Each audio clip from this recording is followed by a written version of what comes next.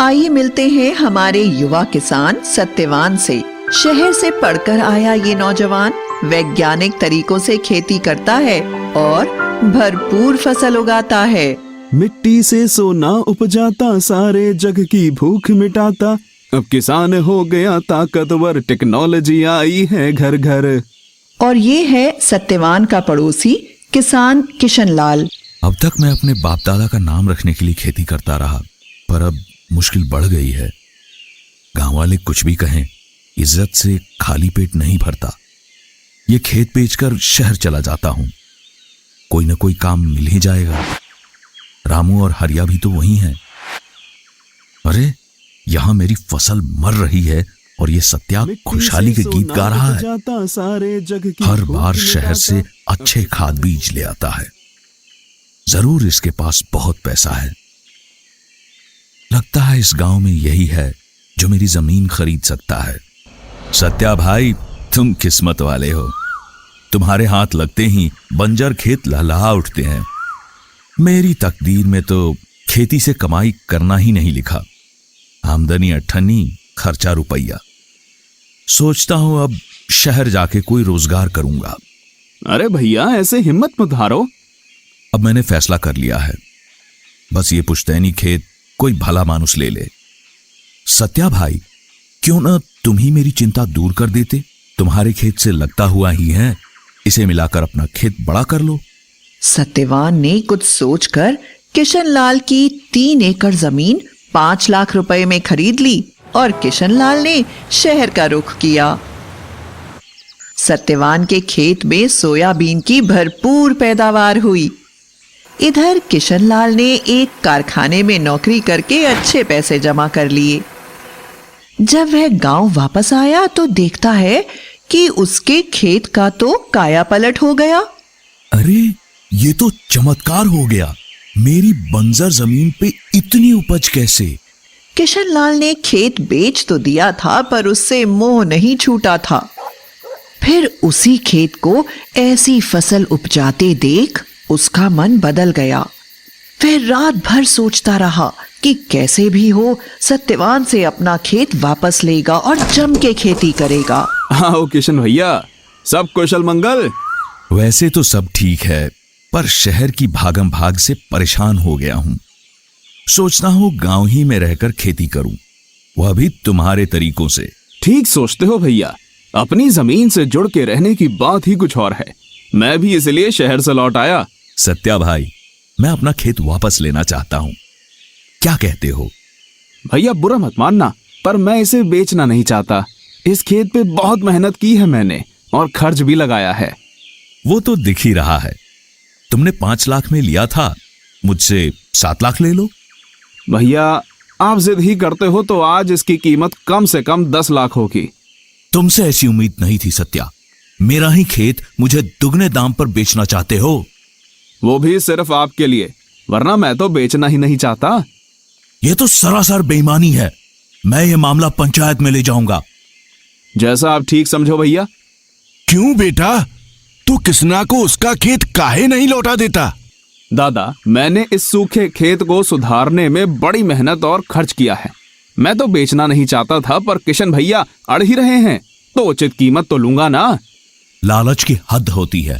5 लाख की जमीन के 10 लाख मांग रहे हो। भैया जब जमीन आपके पास थी तो एकड़ की मुश्किल से 4 क्विंटल सोयाबीन होती थी। अब पूरे 9 क्विंटल उतरती है। भैया ऐसा भी हो सकता है क्या? ऐसा भी हो सकता है? अरे मुझे तो यकीन ही नहीं होता है। इतनी उपज तो हमने कभी ना देखी ना सुनी। ये तुमने कैसे किया? इसकी मदद से। फोन से? वो कैसे? मैंने इसमें एग्री सेंट्रल ऐप डाला। इस ऐप में बुआई से लेकर फसल बेचने तक हर कदम पर सच्ची और अच्छी जानकारी मिलती है। बस मैं एग्री सेंट्रल की सलाह अपनाता गया और पैदावार बढ़ती गई। सरपंच जी, मेरा फैसला। अरे तुम रुको भी। सत्या, ये तो पूरे गांव के लिए फायदे की चीज है, जरा खुल के बताओ। इस ऐप में है मेरे 6 सच्चे साथी। पहला है क्रॉप प्लान। ये मुझे अपनी बुआई की तारीख के हिसाब से बताता है कि खेत को कैसे तैयार करना, कब कौन सी खाद डालनी है, कब कौन सा स्प्रे करना और कब सिंचाई। और हाँ, खाद, बीज, दवाई सब के लिए अच्छी गुणवत्ता वाले विकल्प भी सुझाता है। काका, साल दर साल हम एक ही तरह की फसल लगाते हैं। इससे मिट्टी की उत्पादकता कम हो जाती है और रोगों का हमला भी बढ़ता है। एग्री सेंट्रल बताता है कि फसलों का फेरबदल कैसे करें ताकि मुनाफा बढ़े, खेत उपजाऊ बने रहे। पर मैंने तो हर साल अलग फसल लगाई, महंगी खाद और दवा भी डाली, पर ऐसी फसल कभी नहीं हुई। आपको पत्तियां जली हुई दिखाई देती थी तो आप उन पर झुलसा रोग की दवा छिड़कते थे, पर असल में आपके खेत की मिट्टी में कीड़े थे जो फसल को जड़ से खा रहे थे। मुझे इसका पता चला साथी नंबर 2 से, जिसका नाम है क्रॉप केयर। इसमें मैंने पौधे की जड़ों की फोटो डाल दी और इसकी जबरदस्त तकनीक ने बताया कि ये नीमीटोड नाम का कीड़ा है। फिर उसका उपचार भी बताया। आज खेत में कीड़ों का नामो निशान नहीं है। ये सब कर भी लें, पर इंद्रदेव का क्या भरोसा। मेरी फसल अच्छी हुई थी, पर कटाई करके रखी और अगले ही दिन भारी बरसात आ गई, सारा माल खराब हो गया। इसी मर्ज की दवा है मेरा साथी नंबर 3। इसको देख लेते तो तुम्हें अगले 15 दिन के मौसम का पूर्वानुमान मिल जाता और तुम अपनी फसल बचा लेते। अच्छा, अब मैं परिचय करवाता हूँ चौथे साथी मार्केट व्यू से। अच्छी पैदावार लेना ही काफी नहीं, उसको अच्छे भाव पर बेचना भी तो होगा। इसमें सब फसलों के देश भर के भाव और उनके उतार चढ़ाव की जानकारी मिलती है, जिससे मैं तय करता हूँ कि फसल कब और कहाँ बेचनी है। अरे वाह, मैं तो हमेशा अपना धान लाला को ही बेचता था, अब मुझे सही दाम मिलेगा। मेरा 5वां साथी बुलेटिन भी बड़े काम की चीज है। इसमें मैं कृषि जगत की खबरें पढ़ता हूँ। कौन सी नई तकनीक आ रही है, सरकार की कौन सी योजना फायदेमंद है। इसी ने मुझे बताया कि स्प्रिंकलर सेट पर 80% अनुदान है। छठा और सबसे अनोखा साथी है फार्म वॉइस। आप सबने फेसबुक तो देखा ही होगा। समझो ये किसानों का अपना फेसबुक है। इससे मैं दूर दराज के किसानों से जुड़ता हूँ, अपनी समस्याएं साझा करता हूँ और हो सके तो दूसरों का समाधान भी करता हूँ। एग्री सेंट्रल के वैज्ञानिक भी अपनी सलाह देते हैं। ये सब तो अंग्रेजी में होगा, वो हमें कहाँ आती है। नहीं जतिन दादा, ये ऐप हिंदी में भी है। आप अपनी भाषा में पढ़ सकते हो और लिख भी सकते हो।